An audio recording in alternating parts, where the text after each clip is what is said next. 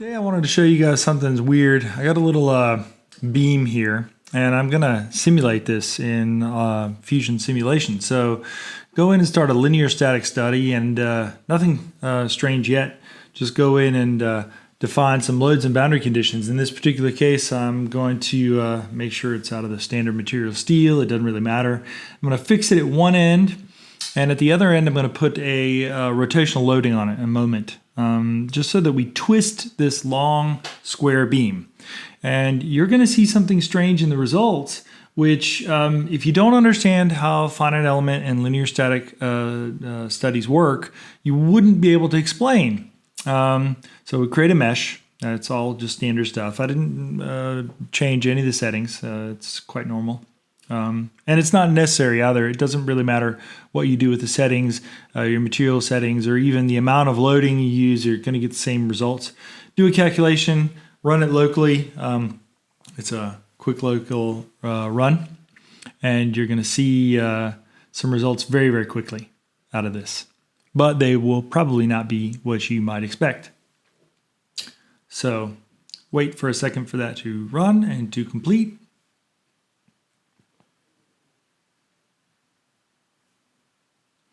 And let's look at those results. Already it looks perhaps a little bit strange, but if you turn it on its side, you can see that left end over there. If it's not that left end, look at your other left end, and you can see it's getting bigger.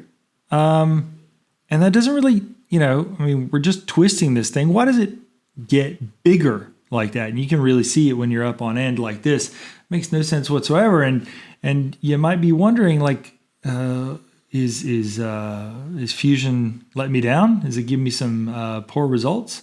Is this wrong? Well, you'll notice that your results are always scaled up. This is because most of the results that we see in a linear static study are very small, minute changes. So if I show actual deformations, they're basically imperceptible. So what we're seeing is sort of a function of the exaggeration. We scale the deformations up, but so maybe on a small scale, they really don't mean a whole lot. You can really see this if you go in and do a very exaggerated scaling up of the results. So I did just a massive upscaling. And if you run the animations there, this looks even stranger. And so what the thing is telling us is that there are some strange deformations going on here. They are very small, but they are strangely making the tip of this rotated beam grow. Now, why in the world would that be? And for those of you that maybe aren't that familiar with finite element and linear static studies, you'll see those overall deformations are very small and it's not significant. So you can trust these results. What we're seeing here is a phenomenon that has to do with the linear static study itself. The end of the square that you see here, it is being twisted on the left. That's what's really going on in real life. It's being twisted. But and so that would result in the square that you see below it. But in reality, our linear static studies only look at linear motions. They don't actually twist. So as a result, when those corners move, you can get a much bigger square. And when we exaggerate those through the scaling, that's what you're seeing.